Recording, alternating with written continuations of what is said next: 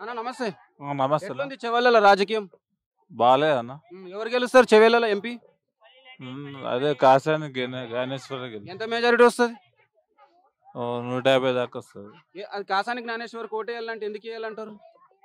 ఇప్పుడు ఉన్న పాట అయినా మంచి చేయలేరు కాబట్టి.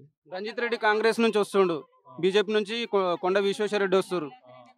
వాళ్ళకంటే ఇప్పుడు కాసాని జ్ఞానేశ్వరే గెలుస్తాడు అంటారు. ఆయనే గెలుస్తాడు, ఆయన చేపిస్తాడు పనులు గిట్లా అట్లా. అంటే ఇప్పుడు తెలంగాణ వ్యాప్తంగా 17 ఎంపీ స్థానాల్లో బీఆర్ఎస్కి ఎన్ని వస్తాయి? బీఆర్ఎస్ కు 3000 చిల్లర వస్తాయి. 17 స్థానాల్లో ఎన్ని వస్తాయి? 17 స్థానాల్లో 18,000 చిల్లర వస్తాయి. అంటే ఇప్పుడు కాంగ్రెస్ గురించి ఏమన్నా చెప్తావా? కాంగ్రెస్ గురించి లేదు, టిఆర్ఎస్ మన కాంగ్రెస్ గురించి కేసీఆర్ అధికారంలోకి రావాలని గురించి అంటే మొత్తం రేవంత్ రెడ్డి అంతా దొంగ శాతాలు చేస్తుండు మొత్తం.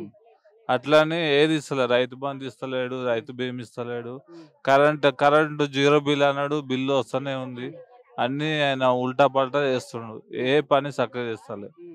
అది అయితే చెవెళ్ళలో మన జ్ఞానేశ్వర్ గెలవాలని చేస్తారు, ఆయనే గెలవాలి. ఓకేనా, థ్యాంక్ యూ. చెవెళ్ళలో రాజకీయం రాజకీయం మంచిగానే ఉంది.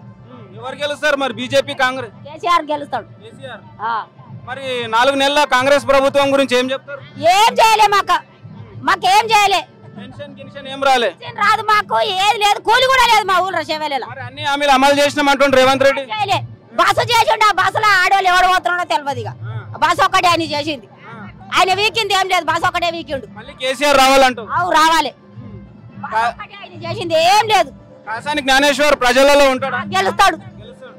ఎంత ఎంత ఎంత మెజారిటీ వస్తుంది? మస్తు వస్తుంది ఆయన మెజారిటీ. బీజేపీ కాంగ్రెస్ గెలవదంటావు? గెలవదు.